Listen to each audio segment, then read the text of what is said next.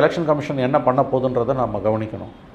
Election commission வந்து அதில் ஒரு முடிவு எடுத்து சொல்லுதுன்னா அதை சேலஞ்ச் பண்ணி பாதிக்கப்பட்ட தரப்பு கண்டிப்பாக ஹைகோர்ட்டுக்கும் சுப்ரீம் கோர்ட்டுக்கும் போகும். கட்சி அவர் கட்டுப்பாட்டில் ஒன்றும் அவர் சொல்லிக்கிற மாதிரி அவர் பறைசாற்றிக் கொள்வது போல் அதிமுக ஒன்றும் அவர் பின்னால் மொத்தமாக எல்லாரும் அணி திரண்டு நிற்கலை.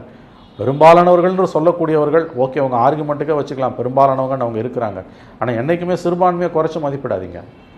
பெரும்பான்மை ஆளணும், சிறுபான்மை வாழணும். எல்லா கட்சியிலையும் எல்லா நாட்டிலையுமே பெரும்பான்மை ஆள வேண்டும், சிறுபான்மை வாழ வேண்டும். சிறுபான்மையை வாழ விடாமல் பெரும்பான்மை ஆளுதுன்னா நீங்கள் மோடி இந்தியாவில் பண்ணுற மாதிரி அதிமுகவை எடப்பாடி நடத்துகிறாருன்னா அது எந்த விதத்தில் நியாயம்? 1.5 வருஷம் அவரும் ஒரு சிஎம்மாக இருந்தவர், எடப்பாடி அவர் சீனியரு, எல்லாம் ஒன்றா தானே இருந்தீங்க, நல்லா தானே இந்த அரேஞ்ச்மெண்ட் போயிட்டு இருந்தது. திடீர்னு எதுக்கு அவமரியாதைப்படுத்தி வெளியில் அனுப்புனீங்க? அப்போ இது வந்து இப்போ இவர் எடப்பாடி சொல்லிக்கிற மாதிரி அப்படியே எல்லாம் ஒன்றும் அவர் கையில் வந்து இன்னும் விழுந்துடல.